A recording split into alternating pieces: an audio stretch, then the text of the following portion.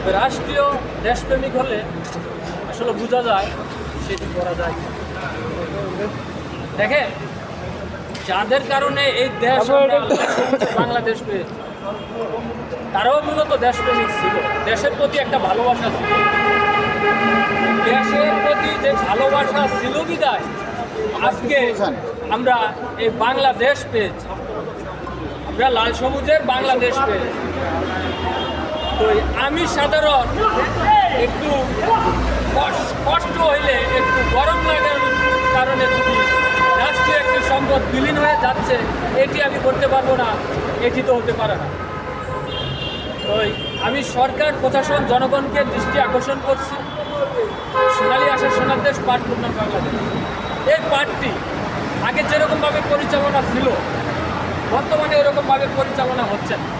আমাদের অনেক পরিচালনা ঘাটতি হচ্ছে। এই ঘাটতি হওয়ার কারণে আমি আপনাদের মাধ্যমে সরকার, প্রশাসন, জনগণকে এই মেসেজটি দিতে চাই, আসুন আমরা সবাই পলিথিন বর্জন করি, পাটের পণ্য ব্যবহার করি। প্লাস্টিকের পলিথিন আসলে এরকম একটি জিনিস 50 বছর ধুইল কিন্তু ওইটা নষ্ট হবে।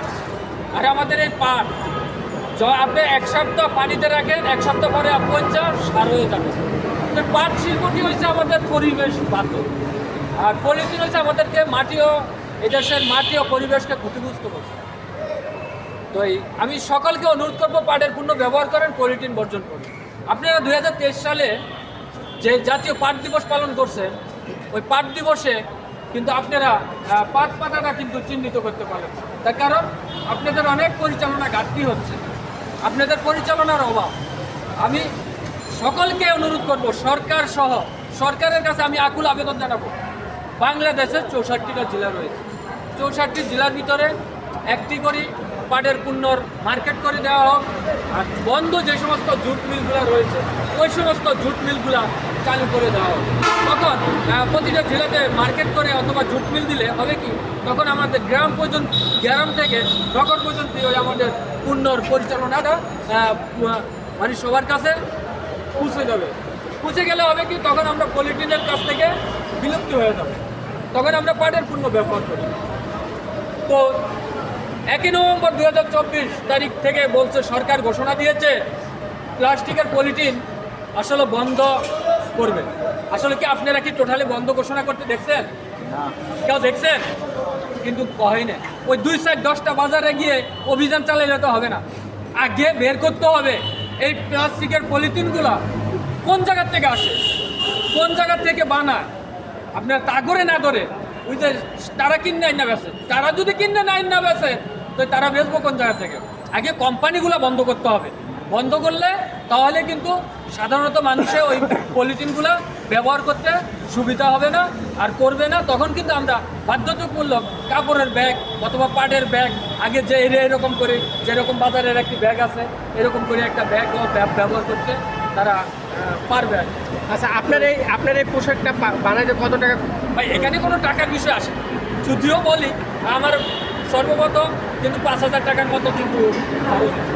তো এই 5,000 টাকা খরচ হয়েছে, এই 5,000 টাকাটা বড় কথা। বড় কথা হয়েছে আমি রাষ্ট্রীয় একটি সম্পদ দিয়ে আমি শরীরের পোশাক পরিধান করছি, এটা আমার কাছে আরও গর্বের বিষয়, আমার কাছে আমি আরও উৎসাহ পেয়েছি। আমার নাম হয়েছে শ্রমিক আব্দুল মালেক, আমার গ্রামের বাড়ি বরিশাল বিভাগ, ভোলা জেলা।